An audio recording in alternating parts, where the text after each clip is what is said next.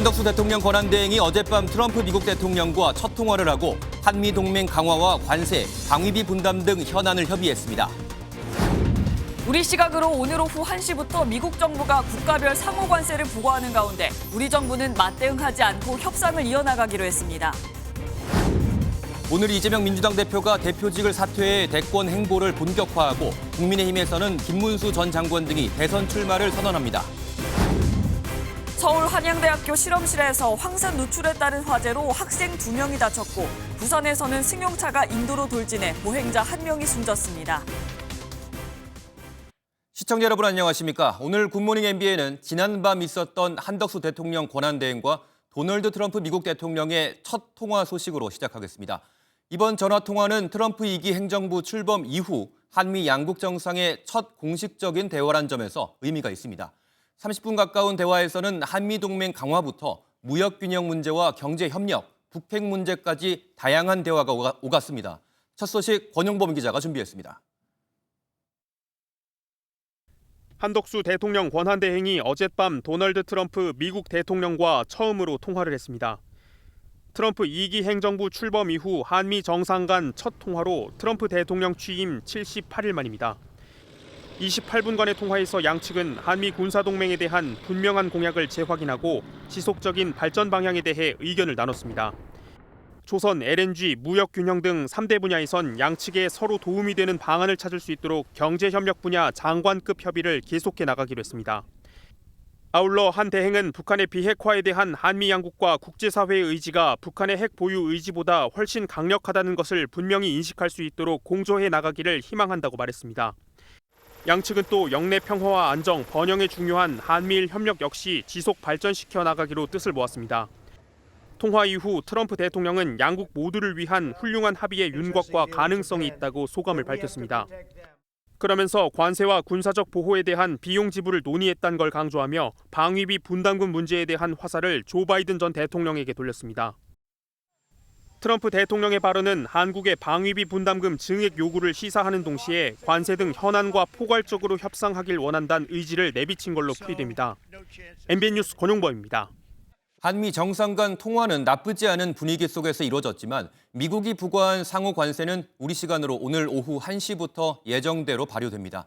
미국은 단기간 관세 면제는 없다면서도 동맹국은 협상에서 우선할 수 있다면서 협상의 여지는 열어뒀습니다. 우리 정부는 맞대응보다는 신중하게 협상하자는 방침을 가지고 미국과의 관세 협상 테이블에 나섰습니다. 이상엽 기자가 보도합니다. 미국 현지 시각으로 9일 0시 1분, 우리 시각으로 오늘 오후 1시 1분부터 상호 관세가 부과됩니다. 중국에는 104%, 한국은 25%, 일본 24%, 유럽연합 최대 27.5% 등의 관세가 적용됩니다. 트럼프 행정부는 한국을 포함한 동맹국과 우선 협상할 수 있다면서도 단기간에 관세를 면제할 의사는 없다고 못 박았습니다. Senator, the president has been clear with me and with others that he does not intend to have exclusions and exemptions, especially given the nature of the action. If you have 우리 정부는 트럼프 행정부와의 관세 협상에 속도를 내고 있습니다. 한덕수 대통령 권한대행과 트럼프 미국 대통령은 첫 통화에서 관세뿐만 아니라 산업과 안보 등 현안을 포괄적으로 협상하기로 했습니다. 미국 CNN과의 인터뷰에서 한 대행은 미국의 관세 부과에 맞대응하지 않고 신중하게 협상할 것이라고 밝혔습니다. In a very cool way assess what this kind of 25% means for us. 정부는 관세 협상을 위해 산업부 고위 관료를 미국에 급파한 가운데 조현동 주미대사는 관세의 부정적 영향을 최소화하겠다고 밝혔습니다. 관세 조치의 부정적 영향을 최소화하기 위한 적극적인 대미 협상이 더욱 중요한 시점입니다. 미국의 상호 관세 부과로 국내 산업 전반에 상당한 타격이 불가피한 가운데 우리 정부가 돌파구를 마련하는 데 고심을 거듭하고 있습니다. MBN 뉴스 이상엽입니다. 한국과 미국 정상의 통화가 성사되기 4시간 전쯤에는 무장한 북한군 10여 명이 군사분계선의 남쪽을 침범했다가 우리 군의 경고 사격을 받고 돌아가는 일도 있었습니다. 이를 두고 우리 군의 대비 태세를 떠보려는 시도일 수 있다는 분석도 제기됐습니다. 이 소식은 안정모 기자가 보도합니다. 북한군 10여 명이 강원도 고성 인근 동부전선 비무장지대를 침범한 건 어제 오후 5시쯤입니다. 북한군은 군사분계선 남쪽을 50여 미터 침범했고 우리 군이 경고방송과 경고사격을 하자 곧바로 퇴각했습니다. 이들 중 일부는 소총을 소지하고 방호복을 입는 등 무장한 상태였습니다. 군 관계자는 북한군이 침범한 곳은 군사분계선이 북쪽으로 깊숙이 들어가 있는 지점이라고 전했습니다. 군사분계선 경계를 표시하는 말뚝에 충분히 주의를 기울이지 않으면 실수로 이를 침범할 수 있다는 겁니다. 군은 이들이 불모지 작업을 시작하기 전 지뢰지대를 정찰하다 우발적으로 군사분계선을 넘어왔을 가능성에 무게를 두는 것으로 알려졌습니다. 다만 어제 북한군이 침범한 지역은 강원도 고성 쪽으로 평소 북한군이 불모지 작업을 하던 곳은 아니어서 남측의 대비 태세를 떠보기 위한 시도가 아니냐는 해석도 나옵니다. 북한군이 군사분계선을 넘어온 건 지난해 6월 이후 10개월 만입니다. 당시에도 6월 한 달에만 3차례나 군사분계선 이남으로 침범해 고의적 도발이 아니냐는 분석이 나왔습니다. 합동참모본부는 북한군의 동향을 면밀하게 감시하면서 필요한 조치를 하고 있다고 밝혔습니다. MBN 뉴스 안정모입니다. 간밤에 사건 사고도 잇따랐습니다. 한양대학교 실험실에서 황산이 누출되면서 불이 나서 학생 2명이 다쳤고 건물에 있던 50명이 긴급 대피하는 소동이 벌어졌습니다. 부산의 한 금속 폐기물 처리 공장에서는 퇴근 시간 이후에 큰 불이 나 건물 한 동이 모두 타버렸습니다. 사건 사고 소식은 이시열 기자가 보도합니다. 대학 건물 앞 소방 차량이 줄지어 있고 학생들이 급히 대피했습니다. 경찰 과학수사 차량도 현장에 출동했습니다. 어젯밤 9시쯤 서울 성동구 한양대학교 신소재공학관에서 불이 났다는 신고가 소방에 접수됐습니다. 갑작스러운 화재에 놀란 50여 명이 급히 몸을 피했습니다. 원인은 실험하다가 황산이 이렇게 누출되면서 건물에 있는 인원들 대피시켰거든요. 한 50명 정도? 사고는 건물 3층에서 발생했는데 한때 건물이 폐쇄됐던 것으로 알려졌습니다. 이 사고로 실험실에 있던 학생 4명 중 2명이 화상을 입고 병원으로 옮겨졌습니다. 경찰과 소방당국은 정확한 사고 경위를 조사하고 있습니다. 건물에서 시뻘건 불이 솟구치고 소방관들이 연신 물을 뿌립니다. 어제 저녁 7시 10분쯤 부산 강서구 녹산산단에 있는 한 금속 폐기물 처리 공장에서 불이 났습니다. 공장 직원들은 모두 퇴근해 다행히 인명피해는 없었지만 불이 난 건물 한 동이 모두 탔습니다. 승용차 한 대가 빠른 속도로 도로를 질주합니다. 어제 오후 4시 10분쯤 부산 수영구의 한 도로에서 70대 운전자가 몰던 벤츠가 길을 걷던 사람과 푸드트럭을 들이받는 사고가 발생했습니다. 이 사고로 70대 보행자가 심정지 상태로 병원으로 옮겨졌지만 숨졌고 다른 50대 보행자는 중상을 입고 병원에서 치료 중입니다. 사고 당시 음주 상태는 아니었던 운전자는 경찰 조사에서 급발진을 주장한 것으로 전해졌습니다. 경찰은 차량 블랙박스와 CCTV를 토대로 정확한 사고 경위를 조사하고 있습니다. MBN 뉴스 이시열입니다. 정치권 소식입니다. 각종 여론조사에서 대선 후보 지지도 1위를 달리고 있는 이재명 더불어민주당 대표가 오늘 당대표직을 사퇴합니다. 이 대표는 본격적인 경선 준비에 돌입하며 대권 행보에 나설 것으로 보이는데 김동연 경기지사도 오늘 오전 인천공항에서 대선 출마를 선언합니다. 표선우 기자가 보도합니다. 이재명 더불어민주당 대표가 본격 대권 도전에 나섭니다. 이 대표는 오늘 오전 최고위원 회의를 마지막으로 대표직을 내려놓고 이르면 내일, 늦어도 이번 주 안엔 출사표를 던지는 방안을 검토 중입니다. 이제부터 진짜 대한민국이 시작됩니다. 무너진 민생, 평화, 경제, 민주주의를 회복시키겠습니다. 이 대표는 사퇴 후 경선 캠프 구성도 확정지을 예정입니다. 친명계뿐 아니라 한병도, 박수현 의원 등 문재인 정부 청와대 출신들을 포함한 이른바 통합형 캠프가 꾸려질 것으로 보입니다. 이 대표가 사퇴하면 민주당은 당분간 박찬대 원내대표의 당대표 대행체제로 전환되고 당 선관위도 곧 출범할 예정입니다. 비명계 움직임도 본격화되고 있습니다. 김동연 경기지사는 오늘 오전 관세 대응을 위해 미국 출장길에 오르는데 이에 앞서 인천공항에서 대선 출마를 선언합니다. 김 지사는 앞서 어제 오후 김경수 전 경남지사와 회동해 정권 교체를 위해 힘을 모으자는 데 뜻을 모았는데 이 대표에 맞서 비명연대가 현실화될지 주목됩니다. 김경수 전 지사와 김부겸 전 국무총리는 출마 여부와 시기를 놓고 막판 고심하는 것으로 전해집니다. MBN 뉴스 표선우입니다. 국민의힘 잠룡들의 움직임도 빨라지고 있습니다. 안철수 의원은 대권 도전을 공식 선언했고 보수 진영 대권 주자 중 여론조사 선두 자리를 지키고 있는 김문수 전 고용노동부 장관도 대선 출마를 공식화했습니다. 오세훈 서울시장은 곧 입장을 내놓겠다고 전했습니다. 이 소식은 김현 기자가 전해드립니다. 국민의힘 안철수 의원이 서울 광화문 광장에서 출마를 공식 선언했습니다. 민주당 이재명 대표를 이길 수 있는 후보는 자신뿐이라며 지지를 호소했고 윤석열 정부와의 차별화를 강조하기도 했습니다. 윤석열 대통령을 도와 단일화했던 사람으로서 깊은 반성과 사과를 드립니다. 대한민국의 미래를 더 이상 과거만 바라보는 검사, 법률가 출신들에게 맡겨서는 안 됩니다. 보수 진영에서 꾸준한 지지를 받고 있는 김문수 전 고용노동부 장관도 출마 의지를 밝혔습니다. 지금이야말로 위대한 대한민국을 다시 일으켜 세워야 할 때입니다. 저는 오는 6월 3일 실시되는 대통령 선거에 나서고자 합니다. 대통령 파면 이후 조용한 행보를 보이고 있는 오세훈 서울시장도 마지막으로 출마 시점을 고민하고 있습니다.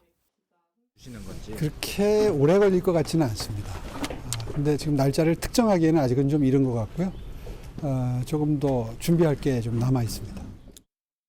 이철우 경북지사와 유종복 인천시장은 오늘 출마를 선언하고 한동훈 전 국민의힘 대표는 내일 국회에서 출사표를 던질 예정입니다. MBN 뉴스 김현입니다. 그런가 하면 국민의힘 내에서는 한덕수 대통령 권한대행이 대선 경선에 나서야 한다는 한덕수 차출론도 급부상하고 있습니다. 친윤계 의원들이 중심이 돼서 설득에 나서고 있는데 한 대행은 출마 의사가 없음을 명확히 한 것으로 전해집니다. 보도에 전정인 기자입니다. 윤상현 국민의힘 의원이 어제 오전 정부 서울청사를 찾아 한덕수 대통령 권한대행을 만났습니다. 한 대행의 대선 출마를 설득하기 위해서입니다. 윤 의원은 MBN과 통화에서 한 대행에게 대선 출마 의사가 있는지를 물었지만 전혀 생각해 본 적이 없다고 답했다고 밝혔습니다. 한덕수 차출론이 급부상하면서 친윤계 의원들 중심으로 한 대행 설득에 나서고 있지만 일단 출마에는 선을 그은 것으로 전해졌습니다. 최근 총리실 간부들에게는 대선에 디귿자도 꺼내지 말라며 입조심을 당부한 것으로도 알려졌습니다. 헌법재판관 후보자 지명을 발표하면서도 마지막 소임임을 거듭 강조했습니다. 조속한 수습과 안정된 국정 운영이 제 긴 공직 생활의 마지막 소임이라 믿고 전력을 다하겠습니다. 하지만 호남 출신의 50년 넘는 공직 생활을 거친 정통 관료라는 점, 그리고 관리형 대통령으로 적합하다는 평가가 있어 한덕수 차출론은 쉽게 사그라지지 않을 전망입니다. MBN 뉴스 전정인입니다. 앞서 보신 한덕수 대망론에 더불어민주당 분위기는 나쁠 것 없다를 넘어 오히려 좋답니다. 내란 종식을 내건 상황에서 대망론이 아닌 폭망론일 거라며 국민의힘이 그런 무리수를 두겠느냐는 반문도 나왔습니다. 계속해서 정태용 기자입니다. 국민의힘 측에서 불집힌 한덕수 대망론에 민주당은 선거구도상 나쁠 게 없다는 입장입니다. 민주당 한 중진 의원은 MBN에 민주당으로서는 내란 종식 프레임으로 대선을 치를 수 있는 만큼 확실한 우위를 점할 것이라고 전망했습니다. 민주당 지도부의 한 의원도 MBN에 국민의힘의 한덕수 카드가 실제 가능한 선택지라고 생각한다고 말했습니다. 동시에 선거와 국정관리 등 막중한 임무를 부여받은 와중에 무책임한 행보를 보이는 이유를 알 수 없다며 대망론이 아닌 폭망론이 될 것이라고도 꼬집었습니다. 예상 밖의 헌법재판관 임명 등을 거론하며 윤 전 대통령의 입김이 아직 작용하고 있는 것 아니냐고도 의심했습니다. 한대행 출마에 대해 복수의 의원들은 자진 사퇴는 어려울 거라고도 입을 모았는데 대선에 나선다면 국회에서 탄핵된 뒤 의회 독재 피해자 이미지를 강조할 것이라는 전망입니다. 민주당은 재판관 전격 임명이 한덕수 대행의 자신의 탄핵을 재촉하기 위한 카드라고 의심하며 다각적으로 고려해 대응한다는 계획입니다. MBN 뉴스 정태용입니다. 문형배 이미선 헌법재판관의 임기는 다음 주 금요일로 종료되죠. 한덕수 대통령 권한대행이 이 두 명의 후임자를 기습적으로 지명했습니다. 한 대행은 경찰청장 등 탄핵 심판들이 진행 중인 만큼 헌재가 재판관이 부족해 마비되는 사태는 막아야 한다고 강조했는데요.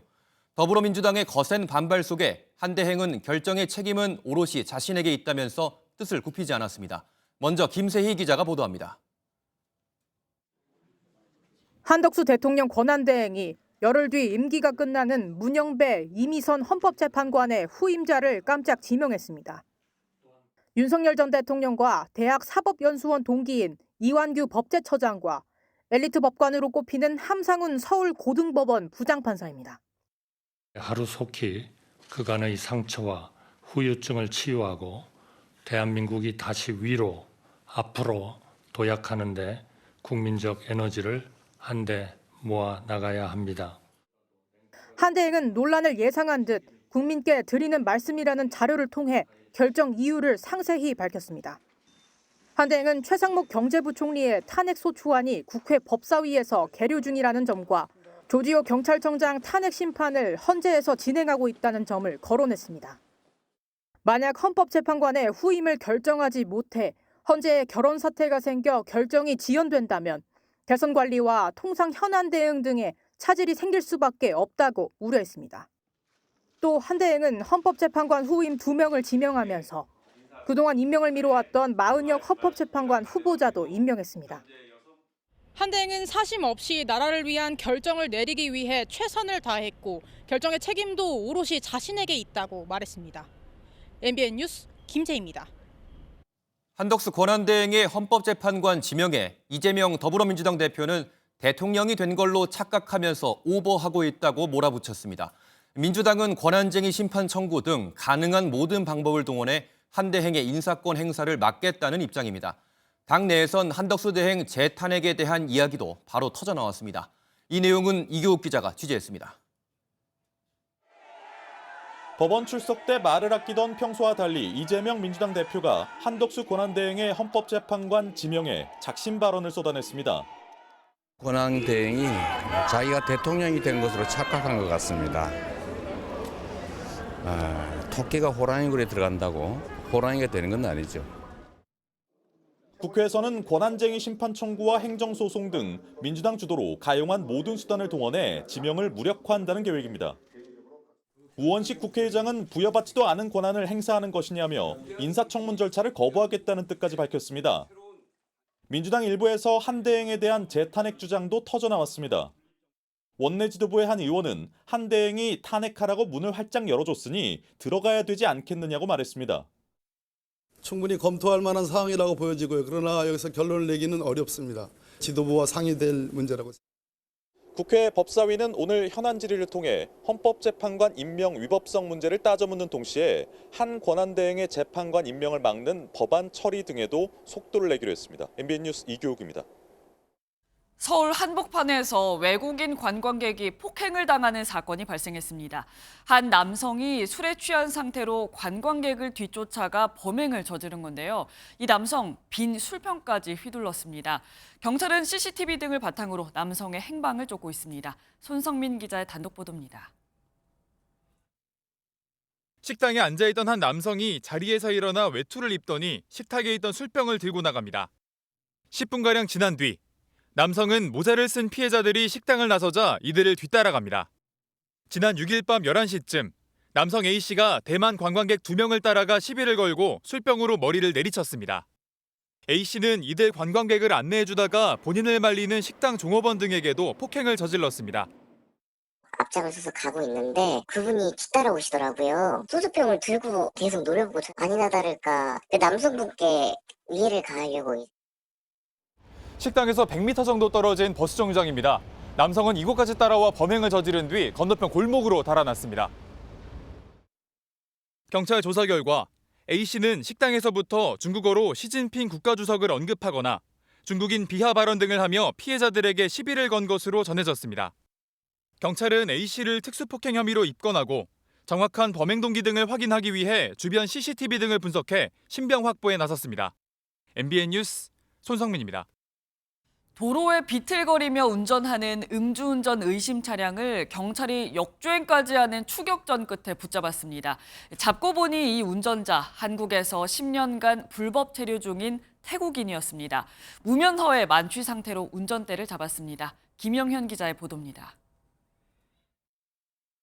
검은색 승용차가 차선을 넘나들며 도로를 달립니다. 바로 옆 차량과 충돌할 뻔한 위태로운 상황도 벌어집니다. 이 모습을 본 순찰차의 추격이 시작되자 차선도 신호도 무시한 채 줄행랑을 칩니다. 수차례 정차 명령에도 차량이 지날 수 없는 안전지대를 통과해 역주행까지 합니다. 관내 순찰 중에 차선을 넘나들면서 위험하게 운전하는 음주운전 의심 차량을 발견하고 정차 요구를 하게 되었습니다. 경찰과 추격전을 벌인 도주 승용차는 천안 도심에서 20km 가까이 위험천만한 질주를 이어갔습니다. 급기야 순찰차가 승용차를 추월해 길가로 몰자 순찰차 문을 들이받기까지 합니다. 옴짝달싹 못하게 된 운전자가 결국 차에서 내려 도주를 시도하자 경찰관이 단숨에 업어치기로 제압합니다. 운전자의 혈중 알코올 농도를 측정해봤더니 면허 취소 수준의 만취 상태였습니다. 심지어 수배 등록된 차량을 면허 없이 몰았습니다. 얼굴이 붉은 상태였고요. 발언도 굉장히 부정확한 상태로 체류 기간이 10년 경과한 불법 체류자로 확인을 하였습니다.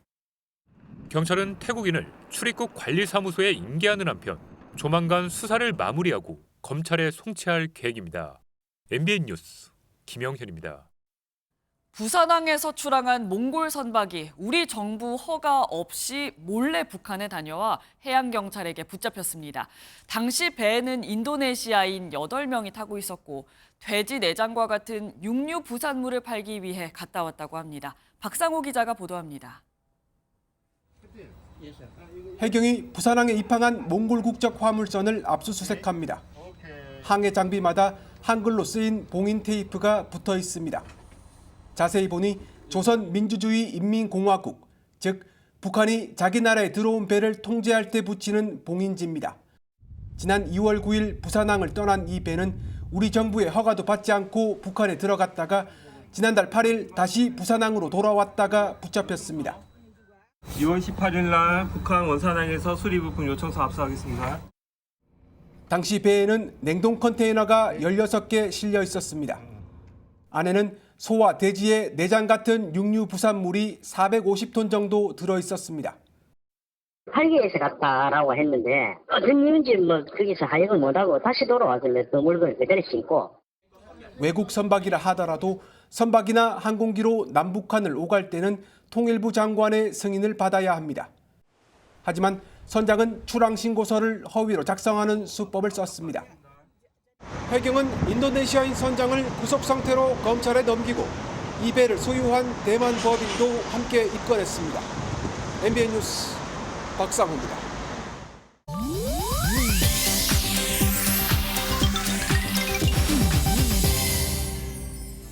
인터넷에 화제가 되고 있는 소식을 모아 전해드리는 인터넷 와글와글입니다. 그룹 블랙핑크가 월드투어 공연을 진행합니다. 그런데 티켓 가격이 너무 비싸다는 의견이 나오고 있습니다. 블랙핑크는 오는 7월 고양 종합운동장 주경기장에서 단독 콘서트를 개최하는데요. 팬들은 오랜만에 단독 공연 소식에 반가움을 표하기도 했지만 역대 K-팝 콘서트 중 가장 비싼 티켓 금액에 엇갈린 반응을 보이고 있습니다. 제일 좋은 자리에 해당하는 블랙핑크석이 27만 5천 원, 두 번째로 좋은 자리인 블랙석은 24만 2천 원이었고요. 여기에 선예매를 하기 위해 팬클럽까지 가입하면 2만 5천 원이 더 포함됩니다. 누리꾼들은 자리만 있다면 기꺼이 예매할 것이다, 가치가 있다는 등의 긍정적인 반응도 있지만 내한 공연보다 비싸다, 티켓값 그만 올려라 라며 비판하기도 했습니다. 방송인 박나래 씨가 자택에 도둑이 들어 고가의 물건을 도난당한 것으로 전해집니다. 경찰은 박나래 씨가 이틀 전 도난 사건을 인지하고 어제 서울 용산경찰서를 찾아 피해 사실을 신고했다고 전했는데요. 귀금속을 포함해 피해 금액은 수천만 원에 이르는 것으로 추정됩니다. 박나래 씨는 지난 2021년 서울 용산구에 위치한 단독주택을 약 55억 원에 매입해 화제가 되기도 했는데요. 방송에서 집 내부를 자세히 공개하기도 했습니다. 도난 사건의 여파로 박나래 씨는 이틀 전 출연하기로 했던 라디오 프로그램에도 불참했는데 현재 심적으로 많이 놀라고 힘든 상태라고 전해집니다. 종량제 봉투에 쓰레기를 버렸다가 억울하게 과태료 처분을 받았다는 사연들이 누리꾼들의 공감을 얻고 있습니다. 최근 SNS엔 토마토 꼭지를 일반 쓰레기로 버렸다고 10만 원, 닭뼈에 살이 남았다고 10만 원, 고무장갑을 일반 쓰레기에 버렸다고 10만 원이 부과됐다며 서울시가 쓰레기 무단 투기를 단속하고 있는데 과태료 부과에 조심하라는 경고의 글들이 올라오고 있습니다. 알고 보니 서울시는 각 자치구마다 분리배출 규정이 달라서 혼란을 부추기고 있었던 건데요. 누리꾼들은 여기에 과태료 부과가 지나치다며 일관성 있는 제도 정비가 필요하다는 지적을 하고 있습니다. 인터넷 와글와글이었습니다. 정의용 전 청와대 국가안보실장과 서주석 전 국가안보실 1차장 등 문재인 정부의 외교안보 라인 핵심 관계자들이 재판에 넘겨졌습니다. 이들은 사드 배치 문제로 정부와 시민단체의 대립이 격화하던 시기에 사드 배치 반대 단체 쪽에 무기 반입 작전 정보를 넘겼다는 혐의를 받고 있습니다. 이혁재 기자가 보도합니다. 검찰은 문재인 정부에서 사드 배치를 늦추기 위해 무기 반입 작전을 사드 배치 반대 단체로 누설했다는 의혹을 수사해왔습니다. 지난해 11월 감사원으로부터 수사 요청서를 받은 뒤 약 반년 만에 검찰은 정의용 전 국가안보실장, 서주석 전 국가안보실 1차장 등 3명을 불구속 상태로 재판에 넘겼습니다. 검찰은 지난해 12월부터 감사원, 서 전 차장 주거지와 반대단체 등에 대한 압수수색을 진행하면서 수사를 본격화했습니다. 지난달 말 정 전 실장을 불러 조사하고 공소시효가 얼마 남지 않은 상황에서 사건을 마무리 지었습니다. 검찰은 2018년부터 2021년 사이 이들이 군사 2급 비밀인 무기 반입 작전 정보를 사드 배치 반대 단체에 알려줄 것을 지시하거나 임의로 반입 작전을 중단시켰다고 밝혔습니다. 이 같은 작전 누설로 반대 단체가 장비 반입 진입로를 막거나 구조물 등을 활용해 군사 작전을 실제로 방해할 수 있었다고 봤습니다.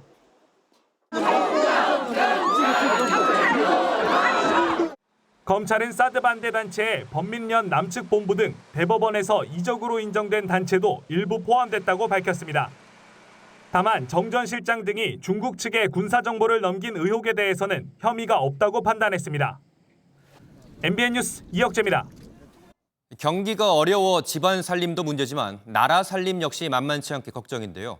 지난해 100조 원 넘게 재정 적자를 기록하면서 나라 빚을 뜻하는 국가 채무가 48조 원이나 또 늘어났습니다. 국민 한 명당 2,295만 원의 나라 빚을 떠안고 사는 셈인데 올해도 좀처럼 사정이 나아질 조짐이 안 보인다는 게 더 큰 문제입니다. 홍지호 기자가 보도합니다. 지난해 법인세를 가장 많이 낸 곳은 삼성전자도 SK하이닉스도 아닌 2조 6천억 원을 낸 한국은행입니다. 법인세 빅3로 불렸던 삼성전자와 SK하이닉스, 현대차 등 대기업들이 실적 악화로 납부액이 크게 줄었기 때문입니다. 법인세가 줄자 전체 국채 수입은 직격탄을 맞았고 정부 예상보다 30조 원이 덜 거쳤습니다. 하지만 복지 등 씀씀이는 줄이지 못해 지난해 재정 적자는 다시 100조 원을 돌파했습니다. 코로나19 시절인 2022년 이후 2년 만입니다. 전체 나라빚의 규모를 뜻하는 국가 채무 역시 1,175조 2천억 원으로 1년 전보다 48조 넘게 증가했습니다. 가난아이까지 포함한 국민 1인당 국가 채무는 2,295만 원으로 1년 전보다 100만 원 늘었습니다. 바닥난 나랏고가는 긴급 현안에 대처하는 것조차 어렵게 만들고 있습니다. 정부는 다음 주 초 10조 원대 추경안을 발표하는데 적자 확대를 우려해 규모를 줄여 산불과 통상 등 급한 불만 끄기로 했습니다. 세수가 더 늘어날 여지가 별로 없어 보이고요. 죄를 발행하든가 해야 되기 때문에 다른 뾰족한 방법이 없어 보이죠. 6월 대선을 앞두고 선심성 공약까지 무분별하게 쏟아질 수 있어 재정 부담이 더 커질 수 있다는 우려가 커지고 있습니다. MBN 뉴스 홍지호입니다. 하늘 높은 줄 모르고 치솟는 물가 상황 속에 소주와 맥주 등 술값은 반대로 떨어지고 있습니다. 위축된 소비 심리 탓에 술자리를 갖는 사람들이 줄어들면서 음식점들은 주류 주문량을 줄이거나 울며 겨자 먹기로 맥주를 반값에 파는 경우도 있다고 합니다. 강서영 기자가 현장을 돌아봤습니다. 서울 종로의 한 음식점입니다. 술 손님의 발길이 예전 같지 않으면서 일주일에 2번이던 소주와 맥주 주문 횟수를 한 번으로 줄였습니다. 실제로 지난해 음식점들이 주류를 사들인 금액은 한 분기당 142만 원에서 137만 원으로 3.6% 준 것으로 나타났습니다. 옛날에는 뭐 대여섯 병씩 이렇게 둘이 와서 먹던 것이 지금 맥주 한 병, 소주 한 병 이런 식으로밖에 안 나가. 술이 많이 안 나갑니다. 술 손님이 줄자 서울 대학로의 한 먹자골목에서는 300ml 맥주 한 잔을 1,000원대에 파는 가게들까지 등장했습니다. 맥주값을 절반 정도로 대폭 낮춰 손님을 끌어보려는 고육지책인 겁니다.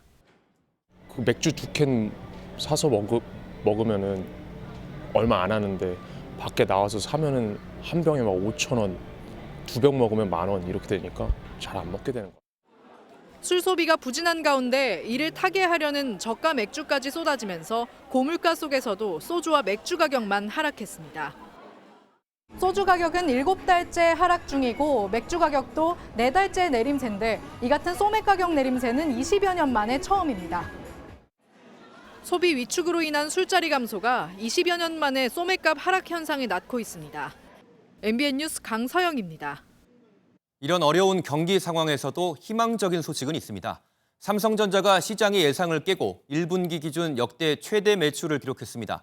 다만 2분기에는 미국 관세가 실적에 영향을 줄 것으로 예상되기 때문에 아직 풀어나가야 할 숙제는 여전하다는 지적입니다. 보도에 정예린 기자입니다. 삼성전자가 올 1분기 매출 79조 원, 영업이익 6조 6천억 원을 기록한 걸로 잠정 집계됐다고 밝혔습니다. 당초 시장에선 1분기 영업이익을 5조 원 안팎으로 예상했지만 이를 웃도는 성적표를 받은 겁니다. 진화한 AI 기능을 앞세워 역대 최다 사전 예약 기록을 세운 갤럭시 S25가 호실적을 이끌었습니다. 갤럭시 S25는 출시한 지 21일 만에 판매량 100만 대를 돌파하기도 했는데요. 전작인 S24보단 일주일 빠르고 역대 갤럭시 시리즈 중엔 최단 기록입니다. 우려를 낳았던 반도체 부문도 선방한 것으로 분석됩니다. 중국 시장에서 스마트폰과 PC 수요가 증가하면서 메모리 반도체 출하량이 높아진 겁니다. 다만 2분기 실적 전망은 다소 어둡습니다. 미국 트럼프 정부의 관세 정책이 가장 큰 변수입니다.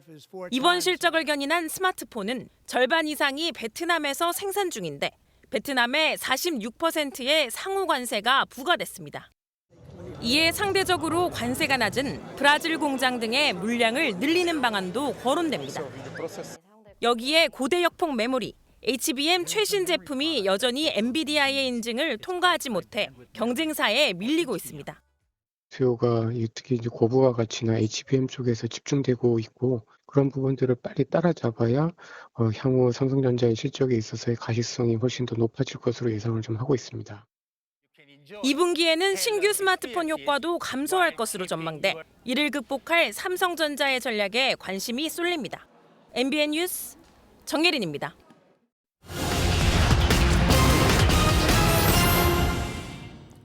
오늘의 굿모닝 경제입니다. 경기 침체가 1년 가까이 이어지고 있는 가운데 체감 경기 악화가 장기화할 것이란 전망이 나왔습니다. 대한상공회의소가 500개 유통기업을 조사한 결과 응답 기업의 절반은 내년 이후에나 소비시장이 회복될 것으로 내다봤습니다. 티몬 위메프 사태 등으로 금융감독원에 접수된 금융민원이 급증한 것으로 집계됐습니다. 금감원은 지난해 금융민원이 11만 6,338건으로 1년 전보다 24% 늘었다고 밝혔습니다. 우리 기술로 개발한 첫 국토 관측 위성의 정보를 손쉽게 확인할 수 있는 홈페이지가 문을 열었습니다. 2021년 발사된 국토위성은 500km 높이에서도 가로 세로 50cm 크기의 물체까지 명확하게 구분할 수 있는 고해상도 영상 촬영이 가능합니다.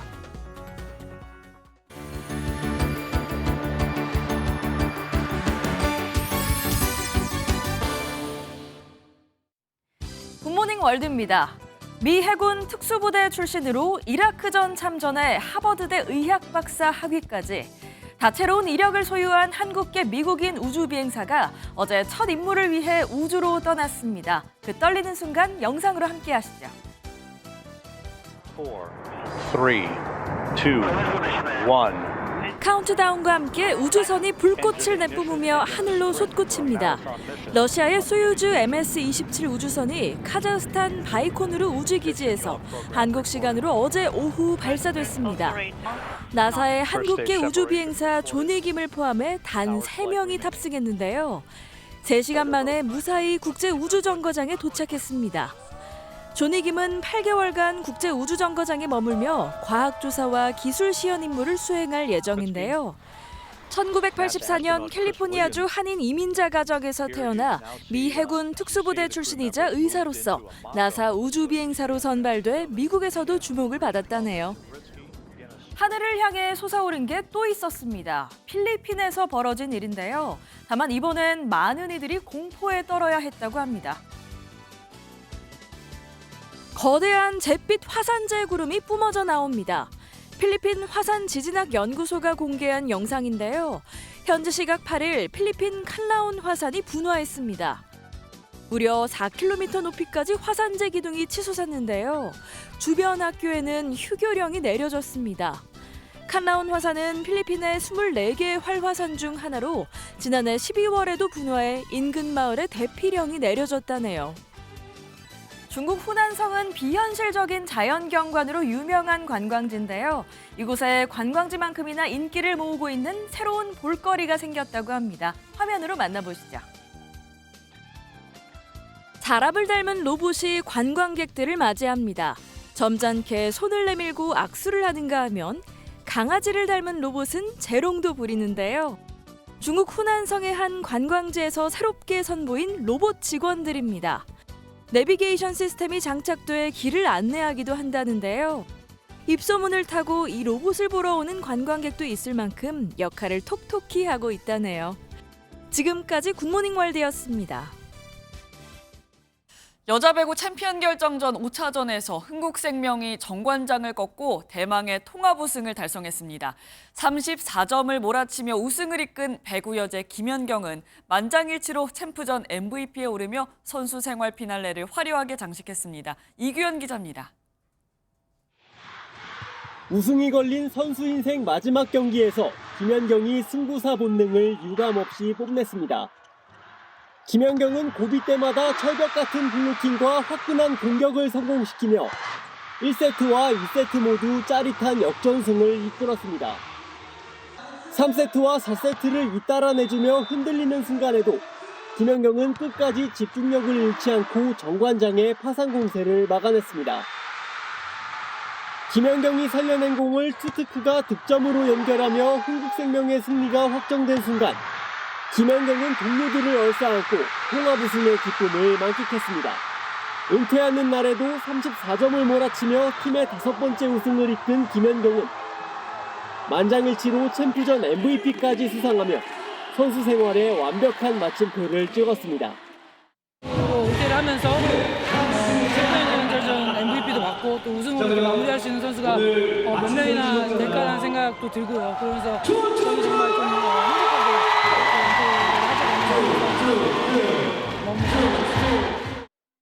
만원 관중 앞에서 통합 우승의 꿈을 이룬 김연경은 20년 배구 인생을 해피엔딩으로 마무리했습니다.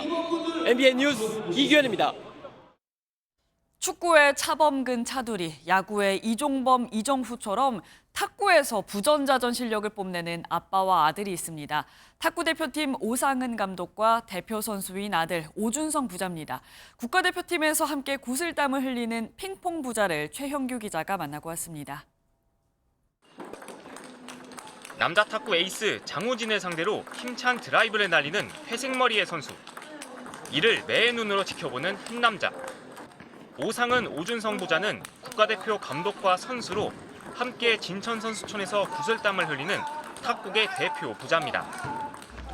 지난주 18살의 나이로 성인 무대 첫 우승을 차지한 오준성의 뒤에는 단단한 그물망처럼 떨어지지 않게 지켜주는 아버지가 있었습니다. 레전드 쳤으니까 시합 전에 이제 훈련할 때 좀 심리적으로나 훈련적으로 도움을 많이 주신 것 같아서.